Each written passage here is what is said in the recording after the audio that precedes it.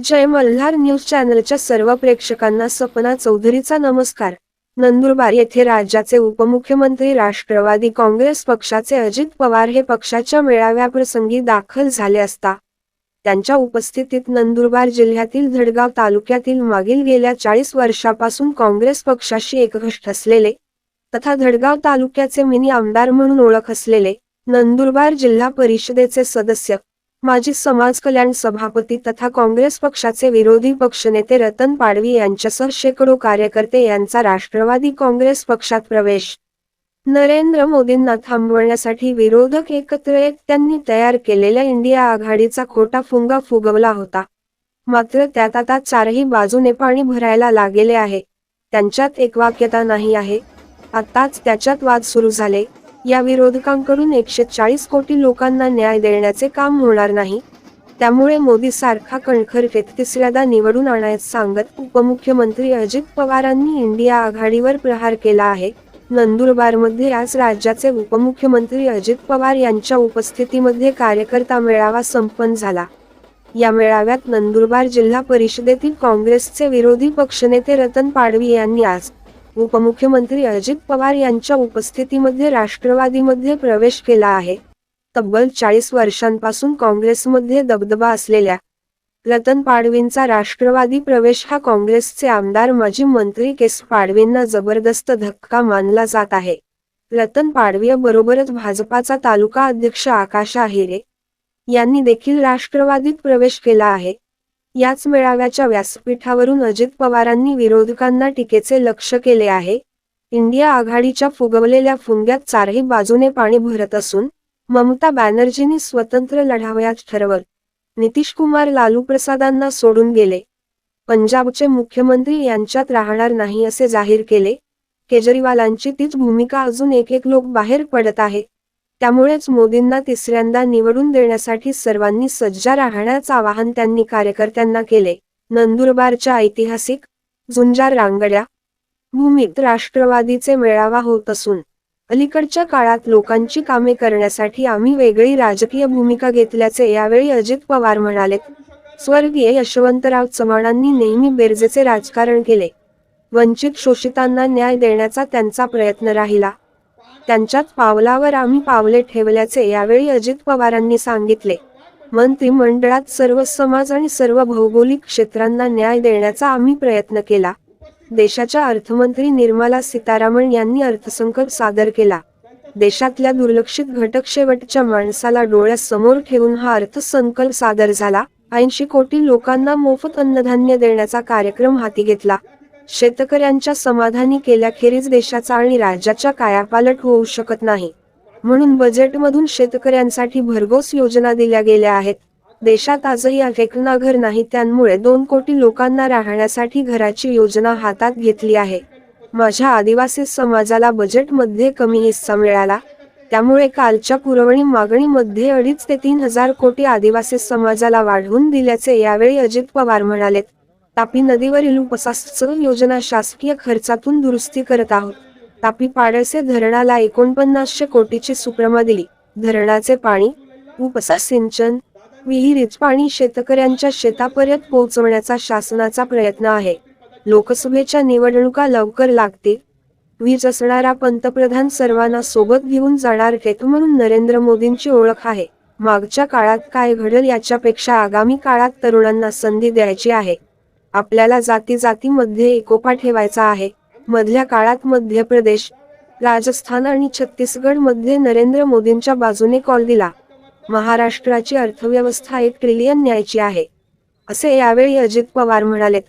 पाडळसे मध्ये जून 2025 मध्ये पाणी अडवूच तेवढी धमक आणि ताकद आपल्यात आहे। राज्यातील विकासात आपल्या पक्षाचे योगदान सर्वात पहिले असले पाहिजे। मी कोणाला फसवणारा माणूस नाही, दिलेला शब्द फिरवत नाही। माझ्या रोखठोक स्वभावामुळेच मला साथ देतात। सर्वांच्या विचारातून आम्ही सरकारमध्ये सामील झालो। कुठल्याही प्रकारे आमच्या धोरणांशी आम्ही तडजोड करणार नसल्याचे देखील यावेळी अजित पवार म्हणाले। निवडणूक एप्रिलमध्ये असेल। मार्चमध्ये आचारसंहिता लागेल, त्यामुळे येत्या 26 तारखेला मी महाराष्ट्रात अर्थसंकल्प राज्यासमोर आणेल। यातून सर्वांना न्याय देण्याचे काम करणे असा विश्वास देखील त्यांनी व्यक्त केला। यावेळी राष्ट्रपती मरणोत्तर शौर्य पुरस्कार प्राप्त आदित्य विजय ब्राह्मणेच्या कुटुंबियांचा अजित पवार यांच्या हस्ते सत्कार करण्यात आला। उपमुख्यमंत्री झाल्यानंतर पहिल्यांदाच नंदुरबारमध्ये आलेल्या अजित पवारांचे क्रेनद्वारे मोठा हार घालून आणि जेसीबीने फुलांची उधळण करून जंगी स्वागत करण्यात आले। पक्ष मेळावाप्रसंगी राष्ट्रवादी काँग्रेस पक्षाचे जिल्हाध्यक्ष डॉक्टर अभिजित मोरे, सूरज चव्हाण, राष्ट्रवादी नव्यानेच प्रवेशित झालेले रतन पाडवी, राष्ट्रवादीचे जिल्हा परिषद सदस्य मोहन शेवाळे यांच्यासह राज्याचे उपमुख्यमंत्री अजित पवार यांनी पक्ष मेळाव्यास उपस्थित पदाधिकारी व कार्यकर्त्यांना मार्गदर्शन केले। सपना चौधरी, जय मल्हार न्यूज, नंदुरबार। अंमळनेरला जळगाव जिल्ह्यामध्ये आज सकाळी 3 दिवसाचं साहित्य संमेलन भरलंय आणि त्याच्या कार्यक्रमाला मी स्वतः आलेलो होतो। त्यावेळेस अभिजितला मी सांगितलं की अभिजित, तुला रतन पाडवी, केवजी पाडवी, मतीन राऊत, सुनील पावरा, सय्यद रियाज या सगळ्यांचा आणि त्यांच्याबरोबरच्या असंख्य कार्यकर्त्यांचा पक्षप्रवेश घ्यायचा आहे, तर तू संध्याकाळी सभा घेऊ शकशील का? मी तिकडून नंदुरबारला येतो, सभा घेऊन परत मला रात्री धुळ्याला जायचं आहे, कारण उद्या माझे सोलापूरला दिवसभर कार्यक्रम आहे। मित्रांनो, त्यांनी लगेचच हो सांगितलं आणि ज्या उत्साहाने, ज्या प्रेमाने तुम्ही आमच्या सगळ्यांचं स्वागत केलं, आदिवासीची जी परंपरा आहे, कला आहे, त्या प्रकारे तुम्ही आमच्या सगळ्यांचं स्वागत केलं, त्याबद्दल तमाम माझ्या आदिवासी बांधवांना, भगिनींना, माझ्या इथल्या कार्यकर्त्यांना, सर्वांना मी मनापासून धन्यवाद देतो, त्यांचे मनापासून आभार मानतो। मित्रांनो, नंदुरबार याला एक ऐतिहासिक झुंजार रांगण्या भूमीत हा राष्ट्रवादी काँग्रेस पक्षाचा मेळावा होतोय। त्याच्यामध्ये एक टोकाचा जिल्हा, अलीकडच्या काळामध्ये आम्ही काही राजकीय भूमिका घेतली, शेवटी लोकांची कामे झाली पाहिजे। स्वर्गीय यशवंतराव चव्हाण साहेबांनी नेहमी बेडचं राजकारण केलं। समाजातल्या शेवटच्या माणसाला कशी मदत करता येईल, बहुजन समाजाला, मागासवर्गीय आदिवासी समाजाला कसं आपल्याला इतरांच्या बरोबर आणता येईल, अशा प्रकारचा प्रयत्न चव्हाण साहेबांनी त्यांच्या हयातीमध्ये केला आणि त्यांच्याच पावलावर पाऊल ठेवून आम्ही पुढे जाण्याचा प्रयत्न करतोय। आत्ताच कोणी बोलत असताना सांगितलं की वेगवेगळ्या जाती धर्माला आम्हाला 10 जागा आल्या, 9 जागा आम्ही भरण्यात, 1 जागा बाकी आहे। त्याच्यामध्ये मुस्लिम समाजाला प्रतिनिधित्व दिलं, त्याच्यामध्ये सर्वसाधारण समाजाला प्रतिनिधित्व दिलं, आदिवासी समाजाला बाबा आत्राम हे गडचिरोलीचे त्यांना प्रतिनिधित्व दिलं, आदिती तटकरेंच्या रूपाने महिलेला प्रतिनिधित्व दिलं, त्याच्यामध्ये भटक्या समाजामध्ये NT मध्ये धनंजय मुंडेंना प्रतिनिधित्व त्यांच्या रूपाने दिलं। अशा वेगवेगळ्या घटकाला, असं मुस्लिम समाजाला प्रतिनिधित्व दिलं।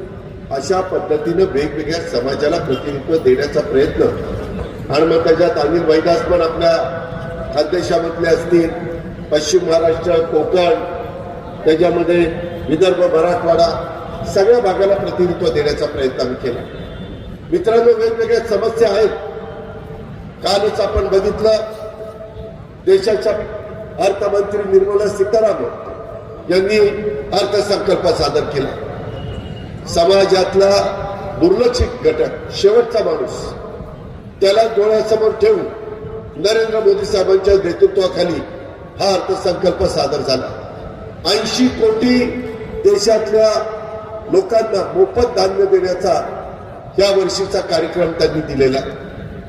मोठे मोठे उद्योगधंदे यावेत, तरुणींच्या हाताला काम मिळावं, तो कार्यक्रम आपण हातामध्ये घेतला।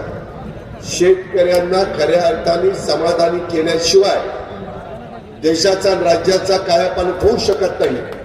म्हणून शेतकऱ्यांच्या करता दुधाचा व्यवसाय, शेतकऱ्यांच्या करता पोल्ट्रीचा व्यवसाय, शेतकऱ्यांच्या करता जोडधंदे, शेतकऱ्यांनी पिकवलेल्या मालाला योग्य बाजारपेठ मिळवून देण्याच्या करता त्यामध्ये निर्णय घेण्याचं काम कालच्या अर्थसंकल्पामध्ये झालेलं आहे। समाजातला अनेक वर्ग असा आहे की आज देखील देशाला स्वातंत्र्य मिळून 75 वर्ष झाली, परंतु त्याला राहायला घर नाही. 2 कोटी लोकांना घर बांधण्याचा कार्यक्रम हा आपण घेतलेला आहे. नंदुरबारकरांनो, परवा मी सोलापूर जिल्ह्यामध्ये होतो. तिथं पंतप्रधानांच्या शुभ हस्ते 15,000 लोकांना घराच्या चाव्या देण्याचा कार्यक्रम झाला. 15,000 घरं अतिशय उत्तम उभी राहिली आणि 15,000 घरांचं काम चाललेलं आहे. एकाच परिसरामध्ये 350 एकरात 35,000 घरं बांधण्याचा तो कार्यक्रम आहे. अशा पद्धतीनं वेगवेगळ्या भागात माझ्या आदिवासी समाजाच्या करता देखील मला ज्यावेळेस लोकांनी सांगितलं, वेगवेगळ्या आमदारांनी सांगितलं, आमचा नितीन पवार कळवणचा असेल किंवा शहापूरचा आमचा दौलत दरोडा असेल, नरहरी जिरवाळ असेल, डॉक्टर लामटे अकोल्याचे असतील, असे अनेक सहकारी, त्यांनी सांगितलं की दादा, ज्या पद्धतीनं बजेटमध्ये आदिवासी समाजाला त्यांचा हिस्सा मिळाला पाहिजे, तो हिस्सा कमी मिळालेला आहे. तुम्हाला सांगायला मला अभिमान वाटतो, मी कालच्या पुरवणी मागण्यामध्ये जवळपास 2,500 ते 3,000 कोटी रुपये वाढवून त्याच्यामध्ये दिले आणि इतरांच्या बरोबर तो निधी कसा देता येईल हा प्रयत्न केलेला. कशा करता आपण हे करतो? कारण त्या समाजाला पण आपल्याला पुढे आणायचं. आज या मेळाव्याच्या निमित्तानं वेगवेगळ्या प्रकारचे अनेक काही मुद्दे इथं तुमच्या सगळ्यांच्या समोर ठेवण्याचा प्रयत्न केला. शेवटी तुमच्या माझ्या शिवाराला पाणी मिळालं पाहिजे. आपल्या इथनं तापी नदी जाते, त्या तापी नदीवर सुलवाडी बॅरेज, प्रकाशा बॅरेज, अशा पद्धतीनं अनेक बॅरेज मी माझ्या काळामध्ये करण्याचा प्रयत्न केला. त्याच्यावरच्या लिफ्ट दुर्दैवाने त्या अडचणीत आल्या. आता सरकारी खर्चाने उपसा सिंचन योजना आपण आपल्या नंदुरबार, आपल्या धुळे, जळगाव जिल्ह्यामध्ये त्या ठिकाणी घेतोय. त्यालाही परवा 4,900 कोटी रुपयाची मान्यता पाडळसे धरणाला आपण सुप्रमा दिलेली. कशा करता? कारण नुसत्या पावसावर तुमची माझी शेती येऊ शकत नाही. त्याच्याकरता धरणाचं पाणी, कॅनलचं पाणी, लिफ्टचं पाणी, विहिरीचं पाणी ह्याची गरज आहे. आणि म्हणून हा आपण सगळा त्या पद्धतीचा प्रयत्न करतोय. माझी तुम्हाला विनंती आहे की आज इथं मगाशी बोलताना अभिजित मोरे असतील, सूरज चव्हाण असतील किंवा रतन पाडवी असतील, प्रत्येकाने काही आपण कशा करता या गोष्टी करतो ते सांगण्याचा प्रयत्न केला. मित्रांनो, लवकरच लोकसभेच्या निवडणुका लागतील. आपल्याला तिसऱ्यांदा या देशाचा पंतप्रधान नरेंद्र मोदी साहेबांना करायचं आहे. एक विजन असणारं नेतृत्व, विजन असणारे पंतप्रधान, सर्वांना बरोबर घेऊन जाणारे नेते म्हणून त्यांची त्या ठिकाणी ओळख आहे. आज राज्याचं हित, सर्वसामान्यांचं कल्याण आणि त्याच्यातनं आपला राष्ट्रवादी काँग्रेस पक्ष देखील आपल्याला वाढवायचा आहे. मागच्या काळामध्ये काय घडलं, कसं घडलं त्याच्या खोलात जाण्यापेक्षा तरुणांना आपल्याला संधी द्यायची, आया बहिणींना संधी द्यायची. प्रत्येकाच्या अंगामध्ये कर्तृत्व आहे, नेतृत्व करण्याचं धाडस त्यांच्यामध्ये आहे. फक्त संधी देण्याची गरज आहे. आणि म्हणून तशा पद्धतीने संधी देण्याच्या करता आम्ही सगळेजण प्रयत्न करतोय.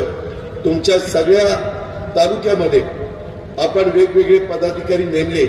नंदुरबार असेल, नवापूर असेल, शहादा असेल, तळोदा असेल, अक्राणी दर्गाव असेल, अक्कलकुवा असेल, त्याच्यामध्ये कशा करता आपण करतोय की याच्यातून एक चांगली टीम राष्ट्रवादी काँग्रेस पक्षाची तयार व्हावी. आणि त्याच्यातून आम्ही ज्यावेळेस मुंबईमध्ये मंत्रालयामध्ये काम करत असतो त्यावेळेस त्यांच्या सगळ्यांच्या मदतीमुळं आपल्याला ते प्रश्न सोडवता यावे. आज नरेंद्र मोदी साहेबांना थांबवण्याकरता विरोधक सगळे एकत्र आले. त्यांच्यामध्ये एकवाक्यता नाहीये. आत्ताच त्यांच्यामध्ये वाद सुरू झालेले आहेत. ममता बॅनर्जींनी स्वतंत्र लढायचं ठरवलं. नितीश कुमार लालू प्रसाद यादवला सोडून पुन्हा भाजपच्या बरोबर आले. मान म्हणून पंजाबचे मुख्यमंत्री आहेत, त्यांनी मी तुमच्या बरोबर राहणार नाही सांगितलं. केजरीवालांची तीच भूमिका आहे. अशा प्रकारचं एकंदरीत वातावरण झालेलं आहे. अजून एक लोक त्याच्यातनं बाहेर पडतात आणि त्यांनी सगळ्यांनी आघाडीचा जो खोटा फुगा फुगवलेला होता त्याच्यामध्ये चारी बाजूने त्या फुग्यामध्ये आता पाणी भरायला लागलेलं आहे. त्याच्यामुळं हे काही आपल्या राज्यात, देशातल्या 140 कोटी जनतेला न्याय देणारं काही काम करणार नाही. आणि म्हणून आपल्याला एक मजबूत नेत्याची गरज आहे. देशाचा मूळ मधल्या काळामध्ये 22 तारखेला अयोध्येला श्रीराम मंदिराची स्थापना करण्यात आली. तिथं मूर्तीची स्थापना करण्यात आली. लाखो भाविक तिथे येत आहेत. रोज 5 लाख लोक भाविक तिथं दर्शन घेत आहेत. आणि अतिशय एक चांगलं वातावरण आज भारतामध्ये आपल्याला पाहायला मिळतंय. आपला भारत देश सर्व जाती धर्माच्या लोकांनी नटलेला आहे, सजलेला आहे. त्या ठिकाणी आपल्याला सगळ्यांना न्याय द्यायचा आहे. आपल्याला जातीवाद करायचा नाही. जातीमध्ये समाजामध्ये आपल्याला बाबांनो फूट पडून द्यायची नाहीये. आपल्याला एकोपा ठेवायचा आहे.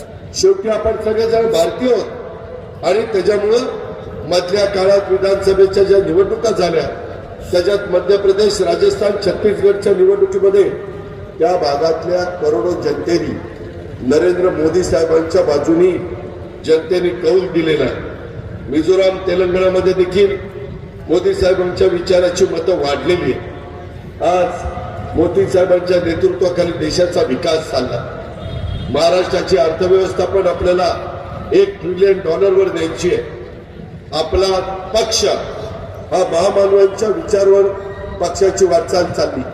त्याच्यात युगपुरुष छत्रपती शिवाजी महाराज, क्रांतीसूर्य महात्मा फुले राजर्षी शाहू महाराज, भारतरत्न घटनेचे शिल्पकार डॉक्टर बाबासाहेब आंबेडकर, आपले आदिवासीचे बिरसा मुंडा, अशा अनेक महामानवांची नावं घेता येतील की त्यांनी जो घालून दिलेला आदर्श आहे, त्यांनी जे आपल्याला विचार दिलेला, त्यांनी जी भूमिका मांडलेली आहे त्याचं आपण समर्थन करतोय.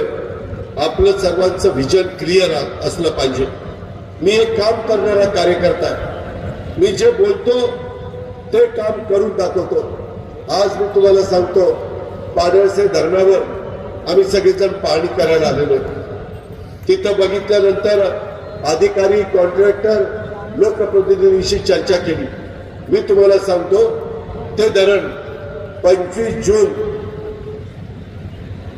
जून 2025 मध्ये आपण तिथं पाणी अडवण्याचं काम करणार. तेवढी धमाकडी ताकद आपल्यामध्ये आहे. आणि हे समाजाच्या करता, लोकांच्या करता आपल्याला करायचं.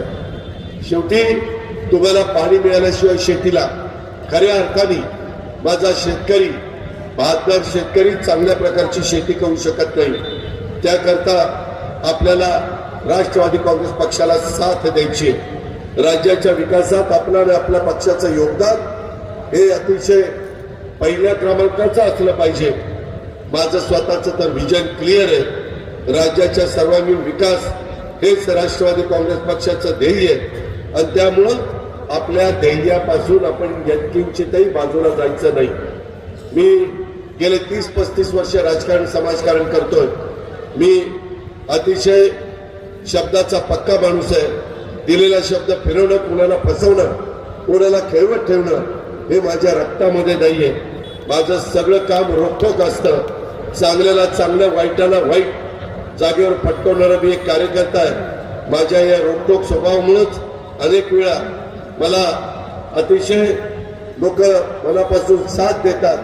कधी कधी थोडंसं घाबरतात, परंतु घाबरण्याचं कारण नाही. आपल्याला कोणत्याही परिस्थितीत कुणालाही वाऱ्यावर सोडायचं नाहीये. राज्यातले लोक आपल्या बरोबर आहेत याबद्दल आपला विश्वास असला पाहिजे. सर्व घटकांना सोबत घेऊन आपल्या राष्ट्रवादी काँग्रेस पक्षाची वाटचाल चालू आहे. सर्व जाती, धर्म, पंथ, प्रांत, भाषांच्या नागरिकांच्या सोबत घेऊन आपल्याला विकासाच्या वाटेवर जायचं आहे. राज्यामध्ये कोणावर अन्याय होणार नाही. माझा मागासवर्गीय असेल, आदिवासी असेल, अल्पसंख्याक असेल, या सर्व जाती धर्माच्या बांधवांना हक्काचं संरक्षण मिळालं पाहिजे. आणि महिलांना देखील आपल्या समाजामध्ये मान, सन्मान, आदर, संरक्षण, सुरक्षितता ही मिळाली पाहिजे. आणि हे सर्व करण्याच्या करता सरकारमधला एक पक्ष म्हणून राष्ट्रवादी काँग्रेस पक्ष हा सगळ्यात पुढे असेल हा विश्वास देखील मी तुम्हाला देतो. सर्वांच्या विचारातच आम्ही सरकारमध्ये सामील झालेलो. आम्ही कुठल्याही परिस्थितीत ध्येय धोरणांची तडजोड करणार नाही, विचारांची तडजोड करणार नाही. त्याच्यामध्ये महाराष्ट्राचा विकास हाच आमचा अजेंडा आहे. राज्याच्या विकासासाठी तुम्हा सगळ्यांना बरोबर घेऊन काम करण्याचं आम्ही सगळ्यांनी ठरवलेलं आहे. समाजातल्या वंचित दुर्बलांच्या प्रगतीचा विचार करणारा आपला राष्ट्रवादी काँग्रेस पक्ष आहे. आज त्याच्यामुळेच रतन पाडवी, केवजी पाडवी, मतीन रऊ खाटी, सुनील पावरा, सय्यद रियाज यांच्याबरोबर असंख्य कार्यकर्त्यांनी आपल्या पक्षात प्रवेश केला. मित्रांनो, आपल्याला गाफील राहून चालणार नाही.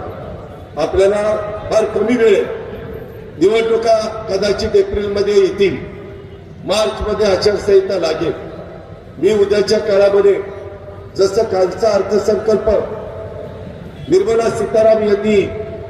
सीतारामन यांनी त्या ठिकाणी सादर केला, तशा प्रकारे महाराष्ट्राचा अर्थसंकल्प 26 तारखेच्या 27-28 त्या काळामध्ये मी राज्याच्या समोर आणणार. त्याच्यामध्ये आदिवासी, बिगर आदिवासी सगळ्या घटकाला न्याय देण्याची माझी स्वतःची भूमिका राहणार. त्याच्यामध्ये तरुणांना स्वतःच्या पायावर उभं राहण्याच्या करता कशा पद्धतीनं कर्ज देता येईल. आम्ही 1 रुपयामध्ये पीक कर्ज माझ्या शेतकऱ्याला दिलेलं आहे. 0% व्याजाने पीक कर्ज आम्ही शेतकऱ्याला देतो. महिला बचत गटाला आम्ही मदत करतो. आता अंगणवाडी सेविका असेल, आशा वर्कर असेल, त्यांना देखील आम्ही मदत त्या बाबतीमध्ये करतो. समाजातला कुठलाही घटक हा दुर्लक्षित राहू नये. माझ्या शेतकऱ्यांना पंतप्रधान नरेंद्र मोदी साहेब वर्षाला 500 रुपये महिन्याचे वर्षाला 6,000 देतात. एकनाथराव शिंदे, देवेंद्र फडणवीस आणि आम्ही देखील महाराष्ट्र सरकारमधनं 6,000 रुपये वर्षाला देतो, म्हणजे 500 रुपये महिना. असे शेतकऱ्याला 1,000 रुपये प्रत्येक शेतकऱ्याला महिन्याला मिळतात. त्याच्यातून फुलाची पाकळीची मदत होते. परंतु त्यांनी पिकवलेले फळफळावळ, भाजीपाला, त्यांनी पिकवलेलं धान्य. आता माझ्या एका भगिनीनं मला स्ट्रॉबेरी दिली. पहिल्यांदा ती स्ट्रॉबेरी महाबळेश्वरला तयार व्हायची. आता तिथे बघा स्ट्रॉबेरी ठेवलेली अतिशय चांगल्या क्वालिटीची. आज मार्केट आहे, फक्त तुम्ही पॅकिंग व्यवस्थितपणे मार्केटिंग केलं पाहिजे. कुठली फळं ज्यावेळेस आपण पिकवतो त्यावेळेस त्याला बाजारपेठ मिळवून देण्याचं काम सरकार म्हणून आम्ही त्या ठिकाणी करू. मधल्या काळामध्ये दुधाचे दर उतरले. आमच्या समोर शेतकरी आले आणि म्हणाले काही परवडत नाही, आम्हाला सरकारतर्फे द्या पैसे. मित्रांनो, तुम्हाला आश्चर्य वाटेल, काही लाख लिटर दूध महाराष्ट्रात गोळा होतं, त्याला 5 रुपये लिटरला रोज प्रत्येक लिटर मागं आम्ही शेतकऱ्यांना त्याच्या अकाउंटमध्ये टाकण्याचा निर्णय घेतला. हे कशामुळे झालं? शेतकऱ्यांचं हित जपणारे राज्यकर्ते, कारण आमची पण जात शेतकरी आहे. आम्ही पण शेतकऱ्याच्या पोटी जन्माला आलेलो. त्याच्यावर कापूस उत्पादक शेतकरी, सोयाबीन उत्पादक शेतकरी, माझा हरभरा पिकवणारा शेतकरी. आपल्या नंदुरबारमध्ये तांबडी मिरची देशात प्रसिद्ध आहे. असा तांबडा गालीच्या टाकल्यासारखा तिथं पाहायला मिळतं. ज्यावेळेस आपण मिरची वाळवायला ठेवतो तेव्हा ज्या ज्या भागामध्ये जे जे पिकं ही चांगल्या प्रकारे येतात त्याला उत्तम प्रकारे बाजारपेठ देण्याच्या करता माझा आणि सरकारमधल्या प्रत्येकाचा, कृषी मंत्री धनंजय मुंडे असतील किंवा संदीपान भुमरे असतील, सगळ्यांचा आमचा प्रयत्न चाललेला आहे. तापी बुराई योजनेचा प्रश्न हा नंदुरबार तालुक्याला मदत करणार आहे. मी आपल्याला या मेळाव्याच्या निमित्तानं अभिजित तू असेल किंवा बाकीचे सगळे आमचा सीताराम पावरा असेल, माझे सगळे युवक असतील, त्यांना शब्द देऊ इच्छितो की राष्ट्रवादी काँग्रेस पक्षाच्या माध्यमातून लवकरात लवकर हा प्रश्न मार्गी लावण्याचं काम आम्ही करू. तुम्ही म्हणा तुम्ही कसं सांगता? कारण राज्य सरकारची तिजोरी, अर्थ मंत्रालय हे आपल्या हातात आहे. मी अर्थमंत्री म्हणून तुम्हाला ते सांगू शकतो. मी नेहमी महाराष्ट्रामध्ये फिरत असताना सांगतो. काही लोक म्हणतात की दादा तुम्ही असं कसं काय सांगता? मी म्हणतो ज्यावेळेस पंगत बसते, लग्न समारंभ असतो, त्यावेळेस आपण काय बघतो, वाढप्या ओळखीचा आहे का? वाढप्या ओळखीचा असला की जेवण भरपेट मिळतं. मित्रांनो, मी राज्यामध्ये चांद्यापासून बांध्यापर्यंत वाढत असतो, त्यावेळेस कुठं थोडं जास्त टाकायचं ते आपल्या हातात असतं. आता माझ्या रूपाने वाढप्या तुमचा ओळखीचा झालेला आणि त्याच्यामुळं आपला नंदुरबार जिल्हा हा थोडासा आदिवासी जिल्हा, दुर्लक्षित जिल्हा. मानव विकास निर्देशांक आत्ताच मला कार्यकर्त्यांनी निवेदन दिलं, अनेक निवेदन दिली, त्यातली बहुतेक मुंबईशी संबंधित आहे की दादा आमचा मानव विकास निर्देशांक वाढण्याच्या करता आम्हाला मदत करा. जरूर मदत झाली पाहिजे. तिथल्या मुलींना चांगल्या प्रकारे बसची व्यवस्था शाळेमध्ये जायला झाली पाहिजे. तिथल्या वेगवेगळ्या संस्था त्यांच्या काय अडचणी आहेत त्या आपल्याला सोडवता आल्या पाहिजेत आणि तशा पद्धतीची आम्ही सगळ्यांनी कार्यक्रम केलेला. पण माझी आपल्याला विनंती आहे की इथल्या सगळ्या महिला भगिनी, आमच्या युवती, आमचे तरुण कार्यकर्ते, वडीलधारी कार्यकर्ते, सगळ्या सेलचे प्रमुख या सगळ्यांनी मिळून, आता पदाधिकारी नेमले, अभिजित त्याच्या परीनं काम करतो, परंतु तुम्ही पण सगळ्यांनी साथ दिली पाहिजे. एकटा दुकटा किती काम करायचं ठरवलं तर अवघड आहे. आणि वन जमिनीच्या हक्काच्या बद्दल पण आता मला निवेदन आले, त्यामध्ये देखील त्यांनी काही अडचणी सांगितल्या. कलेक्टरच्या संदर्भामध्ये पण त्यांनी सांगितलं. मी आता इथनं धुळ्याला जायच्या आधी अभिजितकडे जाणार आहे, तिथं कलेक्टरांना बोलवतो आणि त्यांना पण त्याच्याबद्दलच्या ज्या काही सूचना द्यायच्या त्या पद्धतीने देतो. आपण काळजी करू नका मित्रांनो, आम्ही विकास काम करणारे कार्यकर्ते. सकाळी 6 वाजल्यापासून माझा दिवस सुरू होतो आणि रात्री उशिरापर्यंत त्या ठिकाणी आम्ही कामं करत असतो. आपल्याला इथं देखील आर्थिक सुबत्ता आणण्याच्या करता अनेक प्रयत्न करायचे. आपल्या इथले काही ग्रामीण रुग्णालय त्याला उपजिल्हा रुग्णालय करायचं, त्याची पण मागणी माझ्या सहकारी मित्रांनी मला दिलेली. करोनाचं संकट आल्यानंतर डॉक्टर, नर्सेस, पॅरामेडिकल स्टाफ, औषधं याचं महत्व आपल्याला कळलं, नाहीतर लोक दुर्लक्ष करायची. आता आम्ही सरकारच्या माध्यमातून चांगले प्राथमिक आरोग्य केंद्र देतोय, चांगले हॉस्पिटल देतोय, बेड देतोय, औषधं देतोय. तिथं कुठल्याही प्रकारची कमतरता राहता कामा नये अशा प्रकारचा प्रयत्न हा आमचा महायुतीच्या सरकारच्या मार्फत चाललेला आहे. आणि त्याच्यामुळं माझा दुर्गम आदिवासी भागामध्ये जर एखादी आया बहिणी ती गरोदर असेल आणि तिला दवाखान्यात द्यायचा असेल तर त्याच्याकरता जी काही सोय पाहिजे, मग ॲम्ब्युलन्सची सोय असेल, त्याच्यामध्ये साठो तयार करण्याची सोय असेल, त्याच्यामध्ये रस्ते चांगले करण्याची सोय असेल, या सगळ्या गोष्टी आपण त्याच्यामध्ये करतोय. मित्रांनो, पहा पहिले रस्ते कसे होते, आता महत्वाचे रस्ते कॉन्क्रीटचे झालेले, डांबरी झालेले, बरीच कामं चाललेले, 4 पदरी 6 पदरी रस्ते होत आहेत. हे कशामुळे होत आहे? देश पातळीवर लक्ष घातलेलं आहे. वंदे भारत ट्रेन ही आपण सुरू केलेली आहे अनेक ठिकाणी. का तर लोकांना जायला यायला सोयीचं व्हावं. अनेक बाबतीमध्ये वेगवेगळ्या प्रकारची जी तीर्थस्थळं आहेत तिथं चांगल्या प्रकारच्या सुविधा देण्याचं काम हे महायुतीचं सरकार त्या बाबतीमध्ये करतंय. आणि म्हणून हे सगळं करत असताना तरुणांनी पण ह्याच्यामध्ये गाफील राहू नये.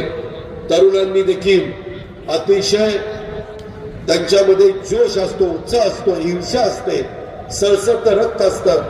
आणि त्याच्यामुळं माझी आपल्याला सगळ्यांना विनंती आहे, सीताराम पावरा हा आपला युवकचा अध्यक्ष आहे, त्याला सगळ्यांनी साथ द्या, त्याच्या पाठीशी सगळ्यांना ताकद उभी करा. आणि अभिजित आमचा सीताराम पावरा, त्याच्याचबरोबर सीमाताई सोमगिरे, त्याच्यामध्ये संगीता पाडवी आणि बाकीचे सगळे तालुक्याचे अध्यक्ष, या सगळ्यांनी मिळून त्यामध्ये अधिक राष्ट्रवादी प्रत्येकाच्या घरोघरी, प्रत्येकाच्या दारोदारी पोहोचवण्याचं काम या बाबतीमध्ये आपण सगळ्यांनी केलं पाहिजे. आज जसं आज रतन पाडवी, केमजी पाडवी, मतीन, रऊफ खाटी, सुनील पावरा, सय्यद रियाज हे असंख्य कार्यकर्ते आपल्या पक्षामध्ये आले. त्यांच्या त्यांची आणि आपली ताकद मिळून आणखी राष्ट्रवादी काँग्रेस पक्ष मजबूत करण्याचं काम आपण करू. मी जाणीवपूर्वक या जिल्ह्याकरता अनिल भाईदास पाटलांना पालकमंत्री केलेलं का, तर तुमचे प्रश्न सुटावे. यंदाच्या वर्षी बीपीसीला तुम्हाला नवीन वर्षामध्ये चांगला निधी मी देणार आहे. अर्थसंकल्पामध्ये देखील आदिवासी समाजाला मदत आम्ही करणार आहे. आदिवासी समाजाबरोबरच बिगर आदिवासी समाज हाही महत्वाचा आहे. त्यांनाही मदत आम्ही वेगवेगळ्या प्रकल्पाच्या माध्यमातून योजनांच्या मार्फत करण्याचं आमच्या सगळ्यांचं नियोजन आहे. आणि पालकमंत्री या नात्याने ते अंमळनेरचेच आहेत. इथून अंमळनेरला जायला अवघा 1.5-2 तास लागतात. आणि आज त्यांचा चोपड्याला कार्यक्रम होता जळगाव जिल्ह्यामध्ये. ते म्हणाले की दादा मी चोपड्याचा कार्यक्रम करू का इकडे येऊ. मी त्यांना सांगितलं तुम्ही तिथला कार्यक्रम करा, मी आणि बाकीचे सूरज इतर माझे सहकारी मित्र मिळून आम्ही इथला कार्यक्रम मेळावा करतो. अशा पद्धतीनं वेगवेगळ्या भागामध्ये उज्ज्वल साहेब असतील, प्रफुल्ल पटेल असतील, सुनील तटकर असतील, हसन मुश्रीफ, धनंजय मुंडे असे सगळेजण मिळून आम्ही दौरे करतोय उद्या. आणि जास्त राष्ट्रवादी काँग्रेस पक्षाची ताकद आपल्या महाराष्ट्रामध्ये कशी वाढेल आणि त्याच्यातनं समाजाचं भलं आपल्याला कसं करता येईल याचबद्दलचा दृष्टिकोन आमचा सगळ्यांचा आहे. आज अभिजितनं आणि त्याच्या सगळ्या सहकारी मित्रांनी सीताराम पवार असतील, सीमाताई असतील, संगीताताई असतील, बाकीचे सगळे आमचे सहकारी असतील, पल्लवी असेल किंवा आमचे मोहनराव, माधवराव, सुरेंद्र, पुंडलिकराव, सिन्हा, फराडके, विनायक गावी, गजानन वसावे, असंख्य कार्यकर्ते, सेलचे प्रमुख सगळ्यांनी मिळून हा जो काही मेळावा आयोजित केला आणि आपण मोठ्या संख्येने इथं उपस्थित राहिला त्याबद्दल आपल्याला सगळ्यांना धन्यवाद देतो. आपल्या सगळ्यांचे आभार मानतो. आणि इथून पुढे असंच एकमेकांचे प्रश्न सोडवण्याच्या करता आपण एकमेकाला भेटत राहू आणि आपल्या राष्ट्रवादी काँग्रेस पक्षाच्या माध्यमातून नंदुरबार जिल्हा राष्ट्रवादी काँग्रेसमय करण्याच्या आपण सगळेजण करण्याकरता एकमेकाला साथ देऊ.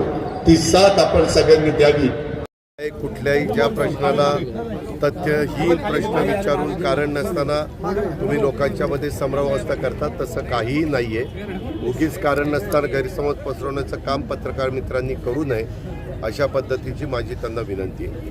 आज मी जाणीवपूर्वक नंदुरबार आणि अंमळनेर जळगाव जिल्ह्यातल्या त्या दौऱ्यावर आलेलो होतो. सकाळी पाडसे धरणाला भेट दिली. तिथं जे सांगायचं ते सकाळीच मी तिथं बाईट दिलेले आणि आता आमचा युवकांचा मेळावा होता. त्या मेळाव्याला मी माझे जे विचार मांडायचे आहेत इतरांनी पण काही भूमिका मांडण्याचं काम केलेलं आहे. एकंदरीतच संमेलन पण चांगल्या प्रकारे 3 दिवसाचं चालू झालेलं आहे. त्याचं उद्घाटन सुमित्राताई महाजन यांनी त्या बाबतीमध्ये केलेलं आहे.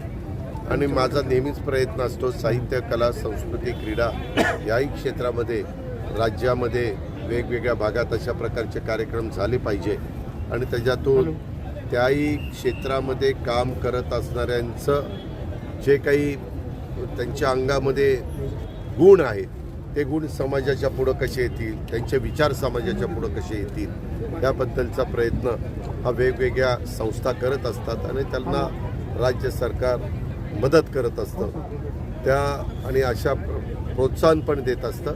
तो एक दिमागदार कार्यक्रम या बाबतीमध्ये झालेला आहे. ते आम्ही सांगितलं की एकंदरीतच आता सगळ्यांनी महाराष्ट्राचं वातावरण खराब होईल अशा प्रकारचं वक्तव्य कुणीच करू नये.